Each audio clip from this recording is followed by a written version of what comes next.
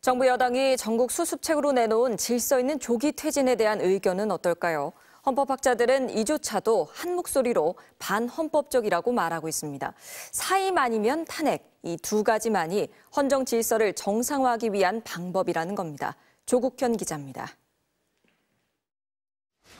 국민의힘 한동훈 대표와 한덕수 국무총리는 합동 기자회견에서 윤석열 대통령의 질서 있는 조기 퇴진을 추진하겠다고 했습니다.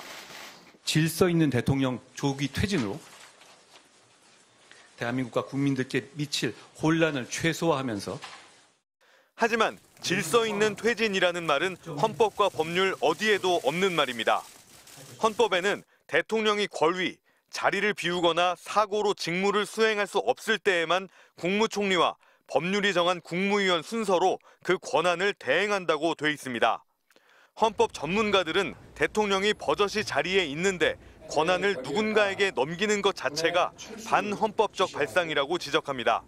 사임도 않고 탄핵도 안 당한 상태에서 대통령을 직무를 배제하고 그건 그야말로 정치적인 얘기이고 전혀 헌법적이지 않고 오히려 반헌법적이고 비헌법적이다.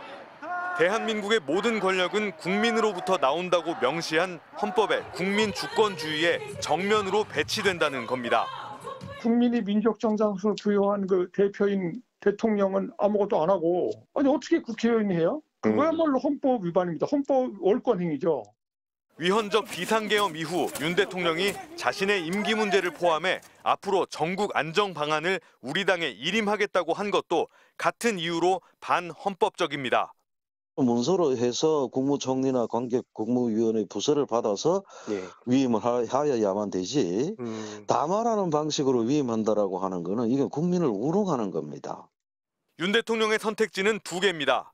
스스로 퇴진하거나 탄핵 심판대에 오르는 길입니다. 아무 권한도 행사 안 하시려면 윤 대통령은 하야하시면 돼요. 아니면 탄핵 소추를 받아들이고 탄핵 결정을 받아들여서 파면되시면 돼요. 헌법에 따라 대통령이 직무를 할 수 없게 됐을 때에만 누군가 권한을 대행할 수 있습니다. 또 대통령 권위 시에는 60일 이내에 국민이 새 대통령을 뽑는 게 헌법 규정입니다. MBC 뉴스 조국현입니다.